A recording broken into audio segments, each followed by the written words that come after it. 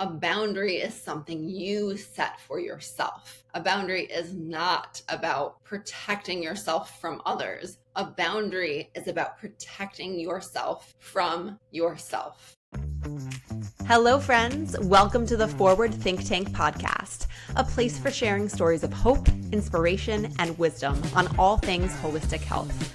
I'm your host, Jamie Mazza, a holistic health coach and lifelong dancer. After being diagnosed with a rare thymic tumor and autoimmune disease, I am on a mission to fully, radically heal.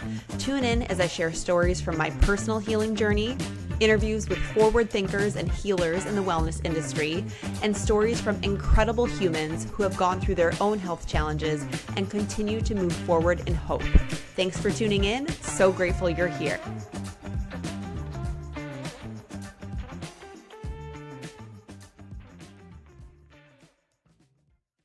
Hello and welcome back to the Forward Think Tank. I am here today, voice getting a little bit better for anyone who's following the journey, to talk to you about probably one of the biggest lessons that I've had to learn over the last year of managing this diagnosis and working on my healing. And that is all about boundaries. I think boundaries have become a topic of conversation, especially with younger generations, being strong in setting your boundaries on a personal level, on a professional level. I want to talk about setting your boundaries on an emotional level, because anyone going through any type of health condition that either affects your quality of life, affects longevity, affects life as you know it, boundaries are bound to come into the forefront of your life, because people who love and want to support you are going to show up. I'm a Capricorn, so I am pretty true to my Capricorn tendencies, and I'm also a Virgo rising, which I'm learning more and more about. And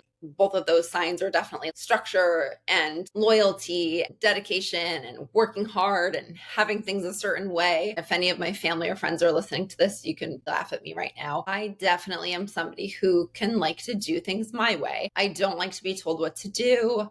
It's hard for me to take advice from people, sometimes especially the people closest to me.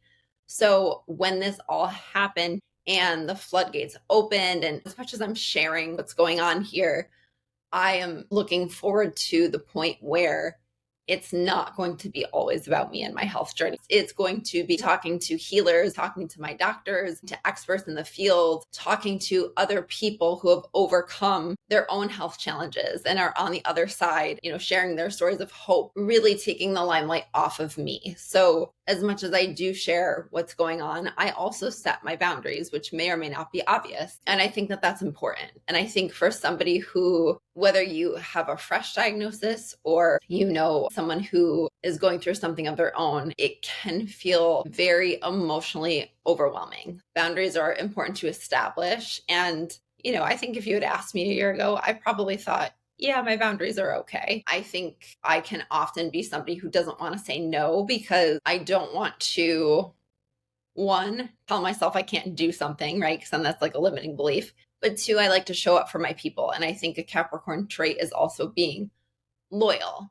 I think over the years of working as a health coach, I've realized the importance of taking care of myself. I want to talk about what I've learned this year and what has really helped me navigate this process. Emotional boundaries are so important. And studies show that patients who set these emotional boundaries report less anxiety, less stress, and increased immune function, which is super important when you are allowing your body to heal. Oftentimes, our immune system has been completely dysregulated, and the tumor or C cells that are circulating through our body, they're confused cells that have a hard time dying off, that are trying to stay alive. And our immune system somehow has gotten tricked by them so that they are not attacking them as they should. So tumors then grow. By no means am I a doctor, but emotional boundaries are also really important to manage our energy. And energy can be very up and down depending on the day, on the news we get, on the appointment we have,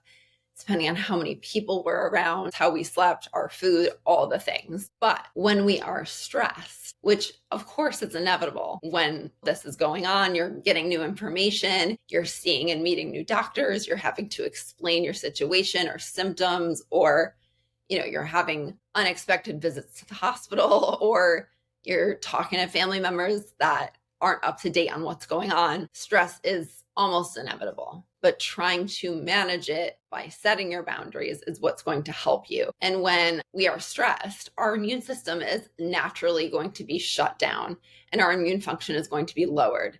And that is because as a species, we haven't evolved from the fight or flight. Our cortisol tends to go up, which is our stress hormone, to help us from a development perspective as human beings. But then also our blood sugar levels are also rising. And that is sending glucose, which is like available energy for your body to use and burn off, to our bloodstream, to our muscles, to like all to say, okay, we're getting ready to fight or flee. So here's some extra energy to your system. Glucose that's being sent to our bloodstream can sometimes aggravate a diagnosis and cause things to continue to proliferate, which is why a lot of people do go on a ketogenic diet or they try to maintain their blood sugar.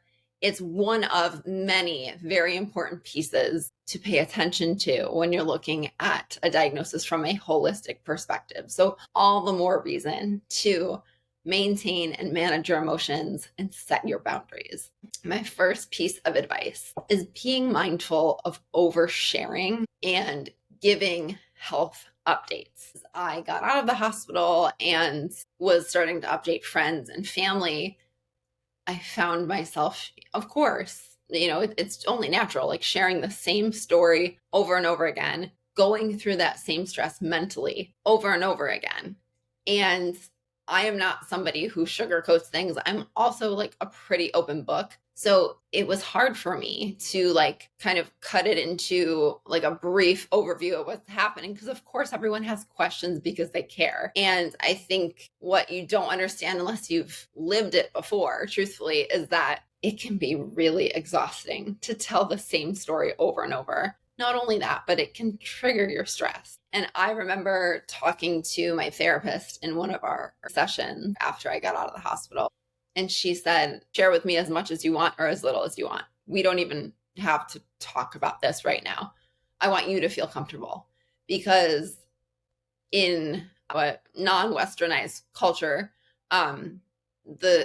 the tradition, whenever somebody went through something traumatic, was that you were only allowed to share it 3 times. Could you imagine if that was true? And then after that, you are not allowed to talk about it. The reason being is because you don't want your nervous system to constantly relive that traumatic experience, because your brain's being turned on, your nervous system is being heightened, your cortisol is spiking, like all the things I was just talking about are happening. Your body doesn't know the difference between the thoughts you think and what's actually happening in reality. So you're triggering that stress response over and over every time you share. So be mindful of oversharing. Truthfully, this is also like one of the benefits and one of the pros of starting this podcast. It's like, okay, you want to know what's happening? Listen to my podcast.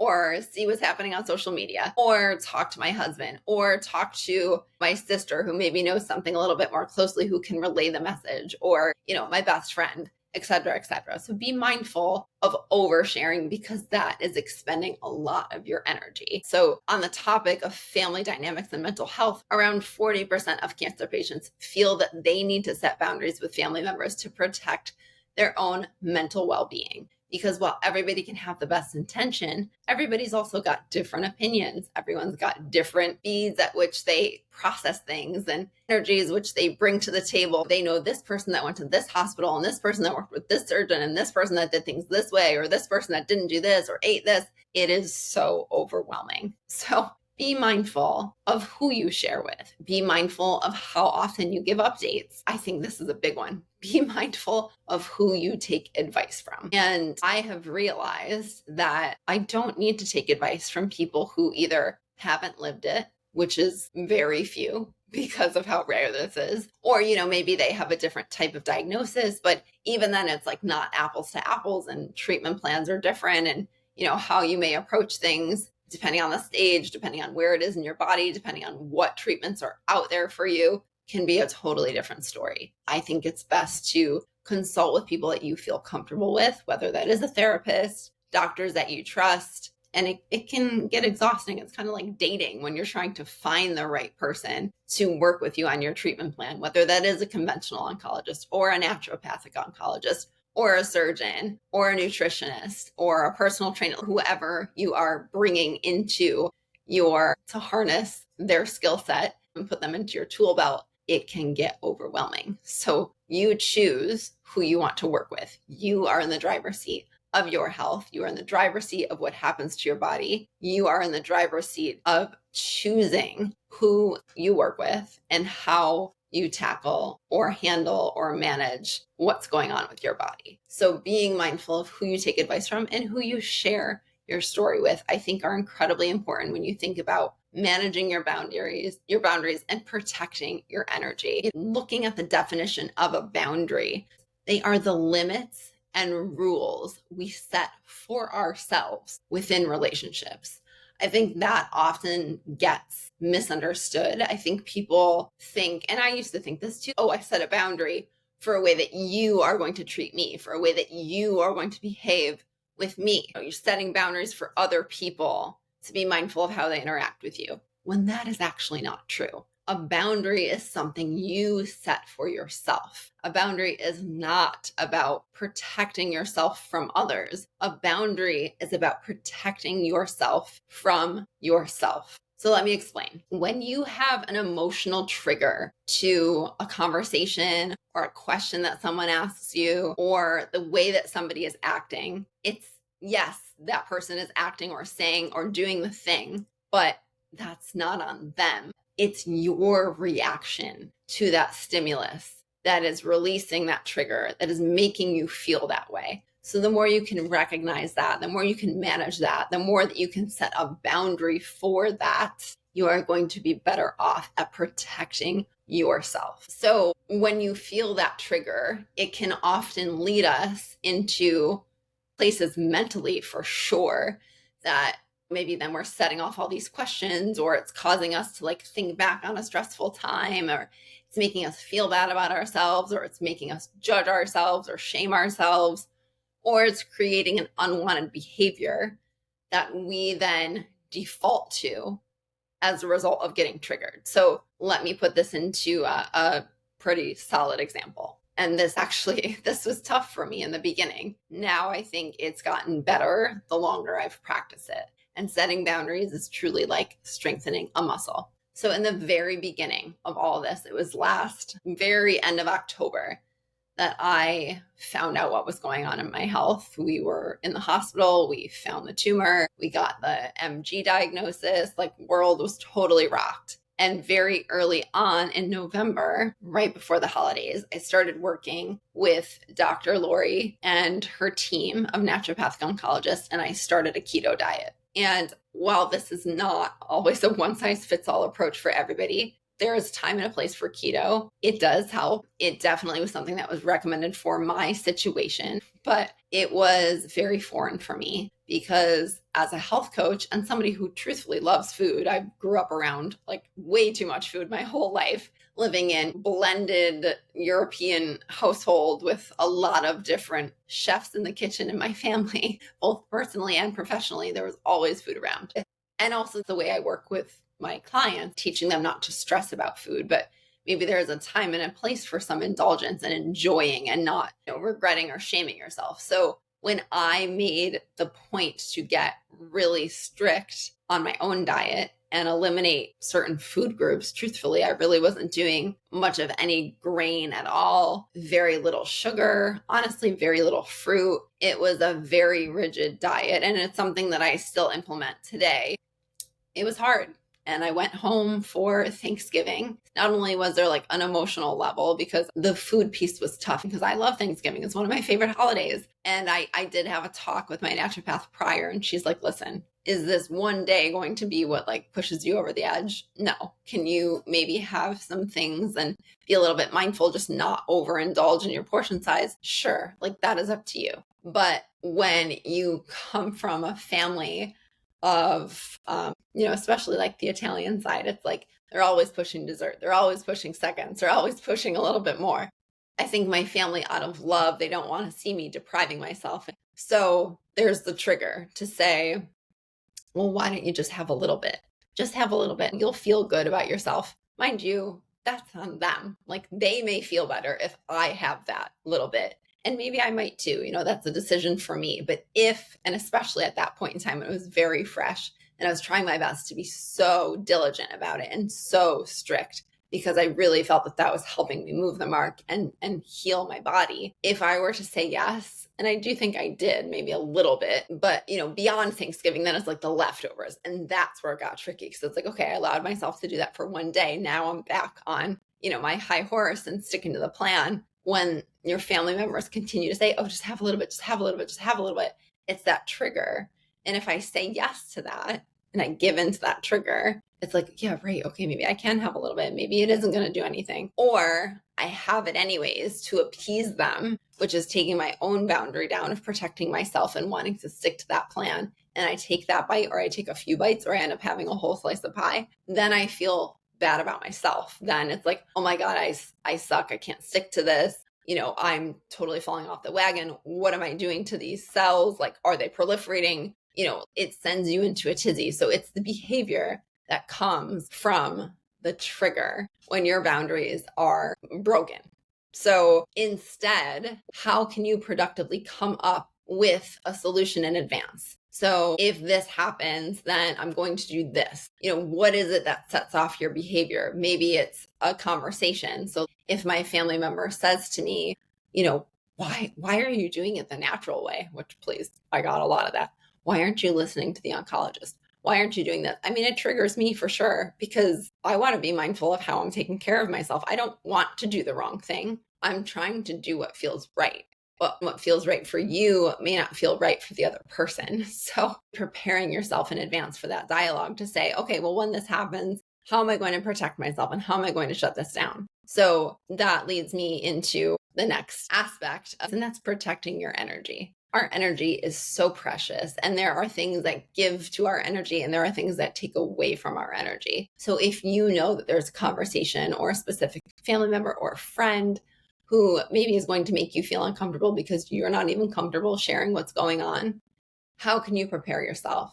Can you politely excuse yourself? Can you tell them, I don't feel comfortable talking about this right now. Or can we talk about this next week? Or maybe we don't have this conversation in front of everybody. Be mindful of protecting your energy. It's good to think ahead and say, how will I feel if I don't keep that boundary? How does it feel in your body? When I had family members come here or friends come here, especially with things that have been happening recently. I had my parents here, and I'm not here to like shame anyone or point fingers at anybody. I don't think that this is how this works to make yourself feel good. But I was having a really hard time breathing. And there were certain conversations that I just couldn't talk about. So I would notice when those conversations were presenting themselves to me, how I physically felt in my body. Like I truthfully felt like it was a struggle to breathe, more so than before that got asked. And I noticed tension right here in my chest. So it was like a very visceral reaction to what was going on. And you know what I did? I had to remove myself to protect my energy. I had to walk away. I had to go outside. I came upstairs at one point for like an hour, put my headphones in, listen to Healing House and also like some other frequencies that I listen to that are healing to protect myself. I just laid on the floor. I meditated. I focused on my breath. I stepped outside, got my face into the sun. Whatever it is that you need to do to protect your energy and create a safe space for yourself, I encourage it. So it's important to identify what those energy suckers are. Maybe that's doom scrolling on Instagram. I know that's gotten me a lot, especially over the last couple of weeks with everything that's happening here in the States with the election. It's just like, whew, like no matter what side of the page you're on, there's a lot of energy and overwhelm and emotion. So I'm trying my best to set my boundaries to like limit that. But it's hard. What else can take away from your energy? Lack of movement or not getting outside enough, not getting enough sun, talking to people who drain us, or maybe on the opposite, like not spending enough time with people, and then thinking about what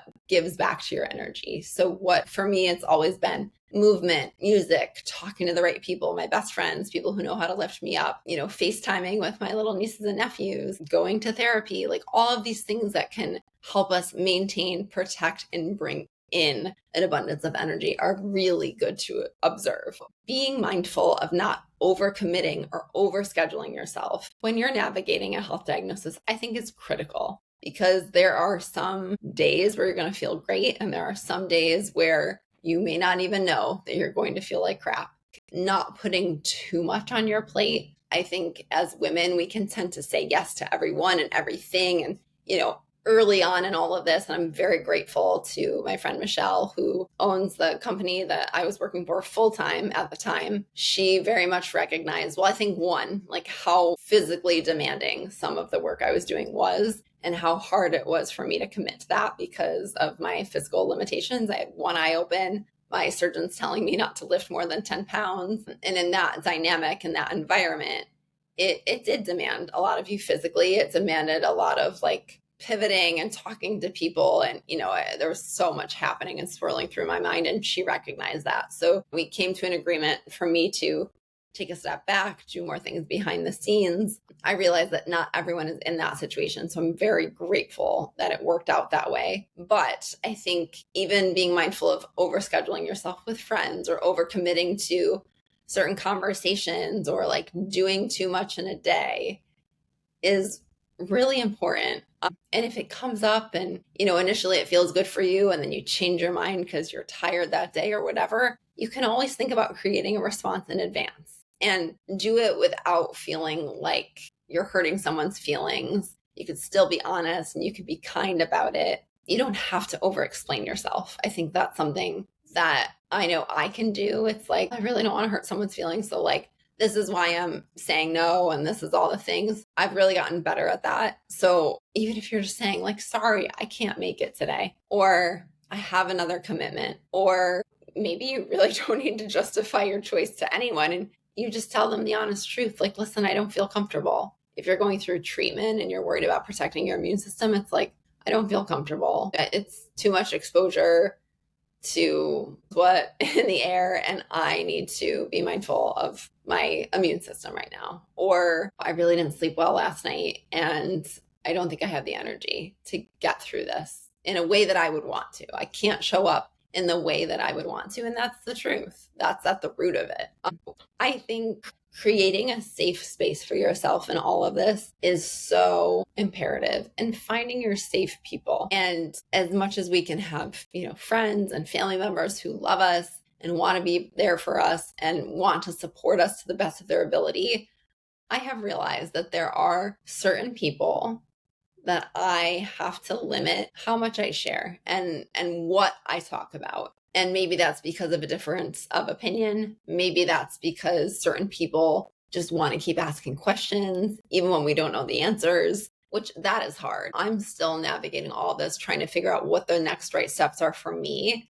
And I think at times where I have a setback and then I'm working on bringing myself back to health and moving forward, it's an obvious, normal question to ask. So what comes next? But I think people have no idea unless you've gone through it, how overwhelming that may feel, or the concern of like the judgment or the reactions that you might get when you're doing things differently, or you're choosing to take the road less traveled by, which for me is what feels good to me. For me is what so far on this journey of doing this for almost a year has proven to make my body feel good and my labs look great. It's not necessarily the conventional stuff which truthfully really has taken a beating on my body, and it's not working the way we want it to. So it's super frustrating.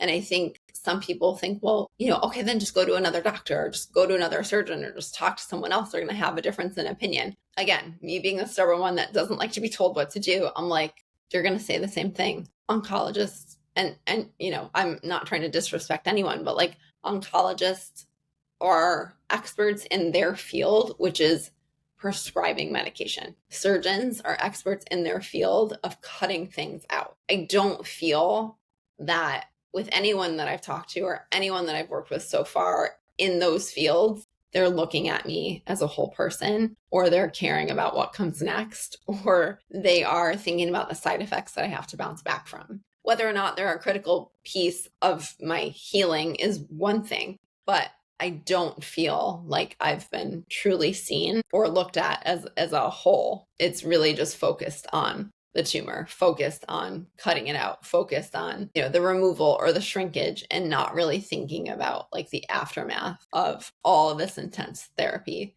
that, how do we clean you up from here? So I went way off on a tangent, but finding a safe place and finding your safe people. So there are certain people that I can talk to about this. And honestly, I feel extremely blessed. I would recommend anyone who's listening to this who is going through a health journey or a healing journey to find the people who have gone through it in a way that you admire and in a way that you gravitate towards, and people who have gotten to the other side, because those are people that have walked in your shoes, that can understand some of the worries or your mindset or some of the fears or, the transition of things as you make progress in the healing journey or you have your setbacks. Those are people who have lived it, and they can often understand it the best. I feel so incredibly thankful that we were introduced to Dr. Lori and her MCR program, because every week I'm having conversations with people who are going through their own healing journey and diagnosis. And sometimes it's incredibly emotional to listen to, but at least I know that I'm not alone. At least I know the thoughts I'm thinking are not isolated to me. At least I know there's nothing wrong with me for feeling a certain way or wanting to say no to an event or, being angry or crying for no reason. I feel very comfortable in that setting, sharing and supporting others. And I'm truly grateful for that. I have also met a couple of girls through social media who have gone through very similar diagnoses, who have had thymomas, who are in remission or they're in a healthy place. And it's so comforting to talk to them. So I encourage you to find who those safe people are. Maybe it's your best friend. Maybe it's your therapist. Maybe it is one of your parents. Everybody in my life. But I think that, my dad is always somebody I can talk to who, if I say I don't want to talk about this topic, he will listen. And he'll say, okay, we can talk about literally anything else. What do you want to talk about? And truthfully, that's usually what I need. So thinking about what you need, and maybe that's what you need in that day. Maybe that's what you need in that hour. Maybe it's what you need at that event, and identifying those safe people and keeping them close, and then creating a safe space for yourself at home, creating a safe space for yourself in the social environments. It's like knowing that if you feel triggered, okay, maybe it's time to leave. Or, in this case for me, it's like getting outdoors, like being in nature as much as I can, I know is so healing. And that's when I truly feel like myself. I know I've said it multiple times, I'm like a broken record, but turning on your favorite music, sometimes just turning your phone. Oh God. How have I not mentioned this one? I turn this phone on Do Not Disturb more than I ever have in my life. And it is liberating because, as much as I want to help people, now that I've put this journey out there on social media and I'm sharing what I'm doing, I get so many questions. I get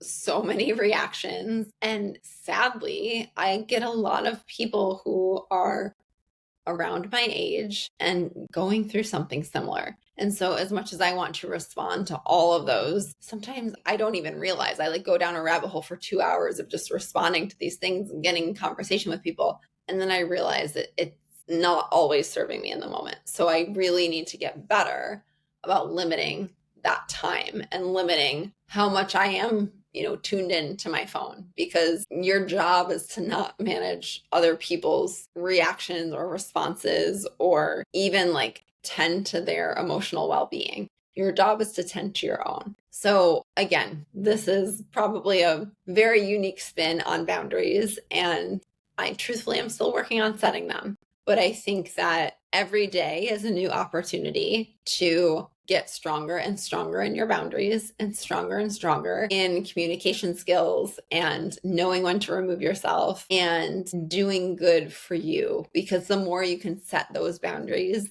the easier it is going to be on your immune system, the easier it is going to be on your nervous system. And when your body is in a place where it feels safe, that is when we can heal. So I hope that this was helpful, whether you are going through a health diagnosis or you're just living everyday life and trying to figure out how to set better boundaries for yourself. So if you found this helpful, Please share this, download this podcast episode, leave a comment, leave a review, share it with someone you know who might find it interesting. I can't thank you enough for being here and for tuning in. I'm so grateful, and I will see you soon.